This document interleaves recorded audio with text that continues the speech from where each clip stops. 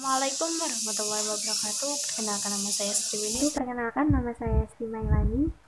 Perkenalkan, nama saya Safa Sunubatasya Umlizati. Kami dari kelas Pendidikan Agama Islam H semester 2 Institut Agama Islam Negeri Ponorogo. Pada video kali ini kami akan mempresentasikan hasil diskusi dari kelompok kami. Ini merupakan PowerPoint hasil diskusi kami dari kelompok 10 yang disusun oleh Safa Sunubatasya Umlizati, Sri Mailani dan Sriwini yang berjudul Pendidikan sebagai sebuah sistem. Nah, apa sih pendidikan sebagai sebuah sistem itu? Simak videonya, cekidot!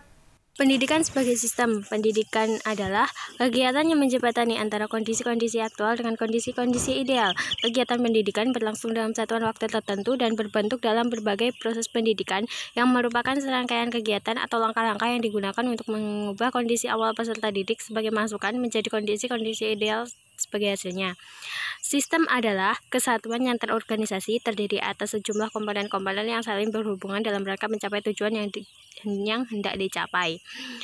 Nah, pendidikan sebagai sebuah sistem terdiri atas berbagai komponen atau faktor pendidikan. Nabawi 1993 mengemukakan faktor tersebut adalah pendidik, anak didik, relasi, tujuan pendidikan, dan sosiokultural. Dapat disimpulkan bahwa pendidikan merupakan sistem terbuka sebab tidak mungkin pendidikan melaksanakan fungsinya dengan baik bila ia mengisolasi dirinya dengan lingkungan. Pendidikan berada di masyarakat. Ia adalah milik masyarakat. Oleh karena itu, keberadaan pendidikan seperti itu, maka apa yang berpengaruh terhadap kehidupan masyarakat, maka akan berpengaruh pula terhadap pendidikan. Faktor-faktor itu akan memberikan umpan balik dan tekanan pendidikan.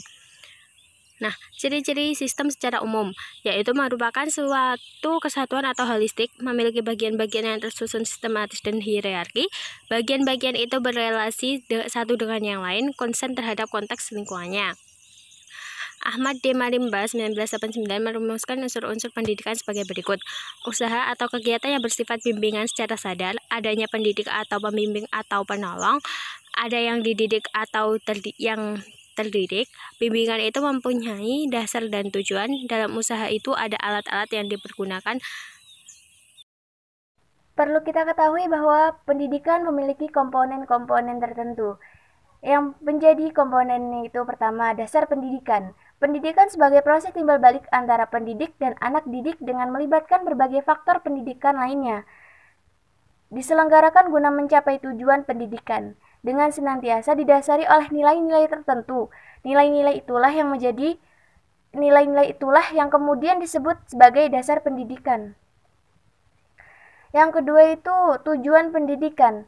Menurut Ki Hajar Dewantoro, tujuan pendidikan adalah untuk mendidik anak agar menjadi manusia yang sempurna hidupnya, yaitu kehidupan dan penghidupan manusia yang selaras dengan alam atau kodrat dan masyarakatnya.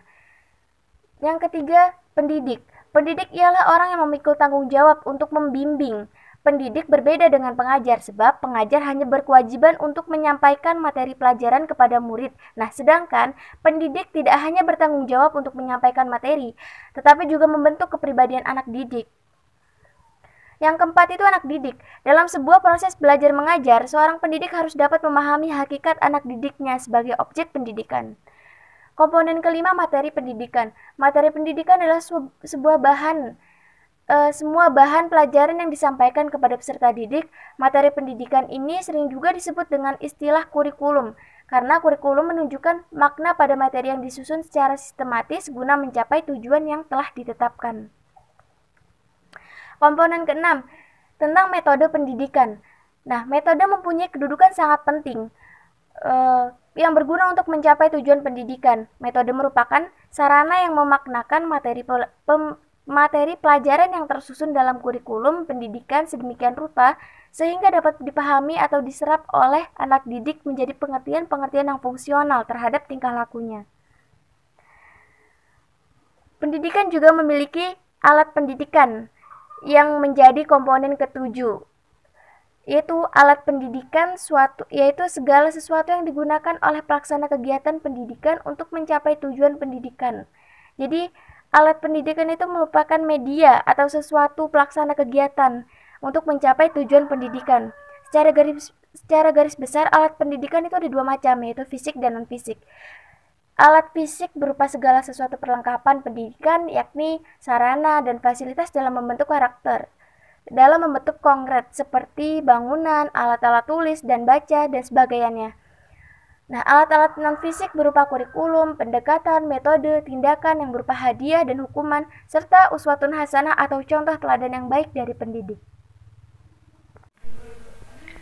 8. Lingkungan pendidikan. Proses pendidikan selalu dipengaruhi oleh lingkungan yang ada di sekitarnya, baik lingkungan itu menunjang maupun menghambat proses pencapaian tujuan pendidikan. Lingkungan yang mempengaruhi proses pendidikan yaitu yang pertama, lingkungan sosial yang terdiri atas lingkungan keluarga, lingkungan sekolah atau lembaga pendidikan, dan lingkungan masyarakat. Yang kedua, lingkungan keagamaan, yaitu nilai-nilai agama yang hidup dan berkembang di sekitar lembaga pendidikan. Yang ketiga, lingkungan budaya. Lingkungan budaya yaitu nilai-nilai budaya yang hidup dan berkembang di sekitar lembaga pendidikan. Yang keempat, lingkungan alam. Ini meliputi keadaan iklim maupun geografisnya. Selanjutnya, faktor yang mempengaruhi pendidikan. Yang pertama, filsafat negara. Yang kedua, agama. Yang ketiga, sosial. Sosial mencakup psikologi, peranan kelompok profesi, dan keamanan. Yang keempat, kebudayaan, yang diartikan sebagai ilmu, teknologi, kesenian, dan norma. Yang kelima, ekonomi, yang mencakup keterampilan berpikir, keterampilan tangan, dan perkembangan ekonomi. Yang keenam, politik, yang mencakup ideologi, cita-cita, dan semangat kebangsaan.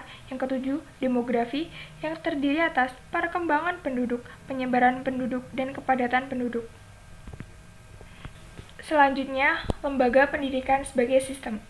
Sistem sekolah atau perguruan tinggi dalam garis besarnya terdiri atas bagian-bagian berikut. Yang pertama, subsistem tujuan, kedua, subsistem manajemen, ketiga, subsistem processing peserta didik, yang terakhir, subsistem lingkungan. Selanjutnya, sistem pengembangan input menjadi output atau pengembangan peserta didik baru masuk sampai lulus adalah sebagai berikut. Yang pertama, subsistem input ialah peserta didik yang baru masuk. Yang kedua, subsistem proses ialah proses belajar mengajar yang melibatkan pendidik, materi pelajaran, alat belajar, evaluasi, dan sebagainya. Yang ketiga, subsistem output ialah lulusan lembaga pendidikan itu. Proses belajar mengajar itu sendiri dipandang sebagai sistem, maka subsistemnya adalah sebagai berikut. Yang pertama, subsistem bahan belajar. Selanjutnya, subsistem metode belajar mengajar, subsistem alat belajar, alat peraga dan media belajar, subsistem lingkungan dan iklim belajar, subsistem manajemen dan administrasi kelas, subsistem para siswa atau mahasiswa, subsistem pendidik, expert dan narasumber, subsistem supervisor atau pengawas, dan terakhir, subsistem evaluasi dan umpan balik. Kesimpulan. Pendidikan merupakan sistem terbuka, sebab tidak mungkin pendidikan melaksanakan fungsinya dengan baik bila ia mengisolasi dirinya dengan lingkungan. Pendidikan membantu manusia untuk menumbuhkan potensi-potensi kemanusiaannya. Maka dari itu, keberadaan manusia tidak dapat terlepas dari lingkungan berlangsungnya proses pendidikan tersebut. Potensi-potensi manusia dapat dikembangkan melalui pengalaman. Pengalaman itu biasanya terjadi karena adanya interaksi secara efektif atau efisien antara manusia dengan lingkungan sekitarnya, baik lingkungan fisik maupun lingkungan sosial. Dari pengalaman itulah biasa disebut dengan pendidikan.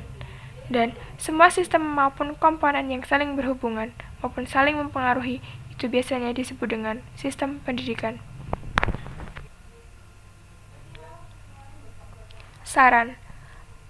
Pendidikan sebagai sebuah sistem yang terbuka sebaiknya dalam proses pendidikan harus sesuai dengan perkembangan zaman sekarang. Dan selain itu, tempat berlangsungnya pendidikan harus layak.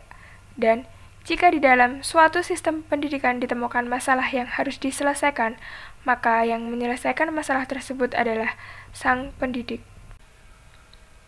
Sekian dan terima kasih telah menyimak presentasi dari kelompok kami. Bila ada yang kurang paham bisa ditanyakan, kurang lebihnya kami mohon maaf.